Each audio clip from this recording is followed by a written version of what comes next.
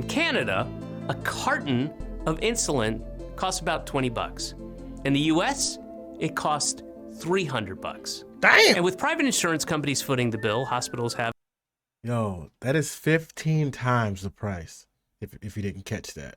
an incentive to get as much money out of patients as possible too. What's up, YouTube family? Average Larry back again with another video. Welcome back. Welcome if you're new here. Now, y'all know we don't like to waste too much time. We want to get right into these reactions. Today, we're going to be reacting to why America sucks at everything. And I already got a feeling that some of this is going to be triggering for me. So let's check it out. America is the greatest country on earth, the strongest, the richest, the most powerful country on earth. As an American, I'm sure you've heard that roughly 135 times a year. Yeah. 235 if you go to public school. 335 if you go to a Christian academy. We're told that Americans have the best lives of any people in the world, that we have low taxes, small government, and the highest living standards on earth. And most inaccurately, that we're the freest. Well, it is partly true. America is the richest country, not just in the world, but in the history of the world. It's really hard to comprehend just how rich we are. We have 18 million people who are millionaires. American households own about $100 trillion in wealth, an almost unthinkable amount of money. Okay, so America is the richest country ever. But there's a curious paradox. Most Americans actually have a much worse standard of living than people who live in poorer countries like Germany or Finland or Britain. But how can that be? That shouldn't make any sense. Well, here's the shitty deal. Americans get significantly worse services because our tax dollars don't fund them. So of course our services are worse, and thus we enjoy less happy lives than people who live in the aforementioned countries. Not that difficult a concept to conceive, really. Well, basically, he's saying we got a lot of money, but the money that we pay in taxes doesn't fund very many social services. So private industry doesn't do very well at providing a higher quality of life for the average person. That's what I'm gathering here. Get what you pay for, said the cartoon dog to the other cartoon dog. And while you might think the reason American tax dollars don't fund as many services is because we pay lower taxes than other countries, that's not even true. When you add federal, state, local, and sales taxes and include other costs and services that our taxes don't cover but other countries' taxes do, like our uniquely high health insurance premiums, you'll find that Americans actually give away more of their wages than most of the developed world. For example, in Canada, for a married worker with 2 kids, all of the previously mentioned costs combined, from taxes to health insurance premiums, make up only 11% of the average wage. In the UK, it's just about 26%. Meanwhile, once you tack on the cost of our outlandish health insurance premiums, you're spending a whopping 43% of your paycheck. That's more than France, Finland, Sweden, and Norway. In real reality... Now, I will say this, because while this is probably true for most cases, there are some places where your employer does cover 100% of your medical, like how much they take out of your paycheck for medical insurance premiums. Like my personal employer, which I'm not going to name, but they cover, thankfully, everything that I would pay out of my paycheck towards medical insurance. And I'm sure there are other places that do this as well. So that's not 100% true, but still staggering numbers. The Americans keep much less of what we own than in other countries. In other countries, their government takes a bit more tax, but then gives that money back to their citizens in the form of healthcare or job support, or a general safety net for all vulnerable citizens, no matter how dusky they are. So what do Americans get for the money we pay in? Well, sure, we get a crumbling infrastructure, shameful homelessness, and millions of hungry, neglected children, but we also get some of the worst services in the developed world. Again, our healthcare. American healthcare is simultaneously the most expensive, the least efficient, and the least effective healthcare system in the developed world. Hey, the devil's trifecta. And in exchange for this extremely expensive, inefficient healthcare system, what do we get? Well, we get some of the worst health outcomes in the developed world. We have fewer hospital beds per capita than people in Turkey or Brunei. Americans have a lower life expectancy than people in Lebanon or Cuba. And in the Damn. Mississippi Delta and much of Appalachia, life expectancy is lower than in Bangladesh. In fact, in 2017, the United Nations sent a commissioner to West Virginia to document what he saw, and he described, quote, third world conditions of absolute poverty, unquote. We even have a higher infant mortality rate than people in Russia and Serbia. In every single metric, America does worse across the board. So why is healthcare so expensive? Because it's so complicated. You have to look for in-network physicians, schedule an established care appointment, beg for coverage from your insurance company that couldn't care less about you, and that's if you're lucky enough to have good insurance. Compare that to Britain and all of those other evil, socialist-like countries where it's simple. Public hospitals provide free treatment to people who need it. That's it.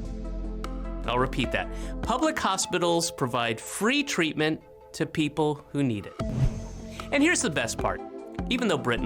Not gonna lie, that just sounds crazy. Like, I get it. It's because I'm from America. We've never experienced something like that.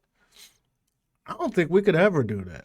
I'm sorry. I don't think that change is ever gonna happen. We're too knee deep in it right now. Offers healthcare for free, their system is actually a lot cheaper to run than ours. Per capita healthcare spending in the US is almost 3 times what it is in Britain, and almost 5 times what Canadians spend. In fact, Americans spend the most per person of any country in the world for healthcare. But the free market is more efficient, you screech. But in America, private systems often aren't efficient at all. Private drug companies have an incentive to charge whatever they can get away with for pharmaceuticals. In Canada, a carton of insulin costs about $20. In the US, it costs $300. Damn! And with private insurance companies footing the bill, hospitals have... Yo, that is 15 times the price, if you didn't catch that. An incentive to get as much money out of patients as possible, too. In 2015, the average cost of an MRI scan in the US was $1,119. Jesus. But it was only $215 in Australia. Spain? That's just crazy to me, man. It's an MRI. It shouldn't be 10 times or 5, 6 times as much here as it is there. It's the same goddamn machine. About $181. Oh my And our God. healthcare system is so inefficient that we spend over 1/3 of our cost on administration. Yep. The United States spends significantly more on administration than we spend on preventative or long-term healthcare. That's just not smart. Okay, we get it. We all know that American healthcare is so much more expensive, you say, but that's the cost of having the freest freedom in God's favorite country. Yeah. Well, guess what? Medical procedures that are totally free in Britain, like giving birth, cost tens of thousands of dollars in the United States. I mean, you want to talk about the cost of freedom. Sadly, because of these high costs, Americans often avoid going to the doctor, something almost half the population say they do. With That's shoddy facts. or non-existent health insurance, Americans will wait until their conditions force them into the emergency room where treatment is far more expensive. Again, not a smart system. True. Quite often, they end up putting off medical visits and dying. Susan Finley, a 53-year-old Walmart employee in Colorado, got pneumonia and took 1 day off of work beyond what Walmart's policy allows. So of course, Walmart's gonna Walmart, which they did by firing her. Without her job, she lost her nominal health care coverage, she struggled to find new work, and after avoiding a visit to the doctor for flu-like symptoms, she was found dead in her apartment. When Americans do manage to get treated, they frequently can't afford it. Simple, life-saving treatments can cost tens or hundreds of thousands of dollars, and if they don't have really good insurance, they're forced to take on medical debt. Tens of millions of Americans owe medical debt, often into the tens of thousands of dollars. Meanwhile, in a country like Britain or Norway, medical debt is almost unheard of. But hey, that's why GoFundMe is such a critical component of American healthcare.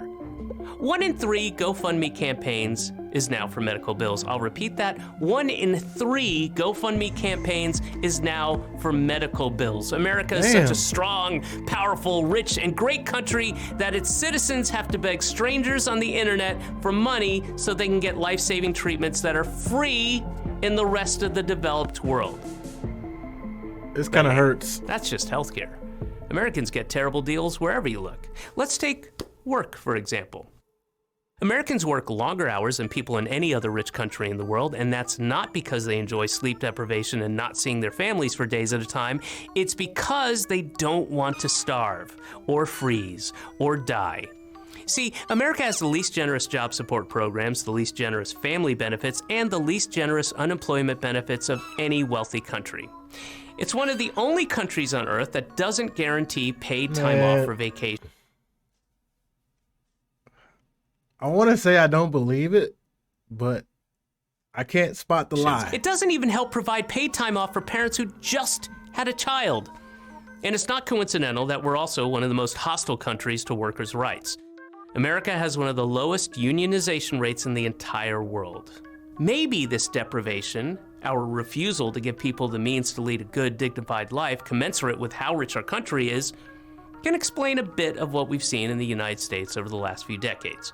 Fraying communities, rising rates of depression and suicide, huge numbers of death from drug overdoses.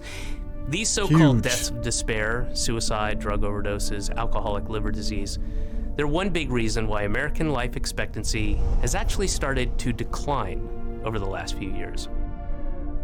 And with such poor conditions, it's not a surprise that poverty is so rampant in the United States. America devotes a smaller percentage of spending on social welfare than any other industrialized economy because, say it with me, socialism is evil. It's evil. Go to Denmark and try telling those happy, healthy families enjoying their paid vacation that their system of government is evil. Guess what? I guarantee they'll know you're an American. But I digress. America also has the highest rate of child poverty of any developed country, and the highest percentage of workers earning significantly less than the national median income. That seems pretty evil to me, especially since such a tiny fraction take as much of your money for themselves and their families as you will let them. All the while, both parties smile and shake hands. Across every single metric, no people accept a worse deal than Americans today. High taxes, high cost of living for next to nothing in return from the government. The most expensive healthcare system for the worst health outcomes. More money taken from workers for the highest rate of child poverty. We are the richest country in the history of the world, but we have fewer miles of high-speed rail than Uzbekistan. We are the Where is Uzbekistan? Where is that? Greatest country in the world, yet we have the most people in prison of any country, and the highest incarceration rate as well, and a higher rate of police killings than in Angola and Sudan. America is bad at everything because instead of choosing to make life better for people through a public healthcare system or more generous childcare policies or better public transit or programs that allow people to spend more time with their families, American law is designed and crafted to protect a class of parasitical middleman industries. Instead of using a proportionally tiny piece of the massive amount of the wealth in this country to make people's lives healthier and happier, most of our elected leaders are, and have been for generations, engaged in a massive project of looting, gently and lovingly guiding as much money as possible from working people into the pockets of the well-connected and the ultra-rich. Think about that as we start hearing about the inevitable rise in homelessness, poverty, starvation, and sickness that will occur during these coming months and years in the greatest, strongest, richest, most powerful country on the face of the earth. I'm David Cross for the Gravel Institute. Well, as I expected, definitely triggered me a lot in that video. Obviously, I didn't run any fact checks on any of this stuff that he said, but I'm gonna take him at his word that most of that information was at least true at the time it was recorded, which makes me sad, man, because we do have a lot of wealth in this country, but a lot of it just sits at the top 1%, whereas the bottom 99 kind of just keep the world moving, keep the country going. so that that top one can keep eating. But you know, it's not all bad, if you ask me, right? I still am proud to be an American. There are things we can do to be better as a country, and I'm sure there are things that other countries can do to be better as a country. But let me know your thoughts. If you made it this far in the video, what do you think? Do you think America sucks at everything? Do you think we're still one of the world leaders, or are we falling behind? Are we declining? Let me know in the comments. Until next time, as always, one love.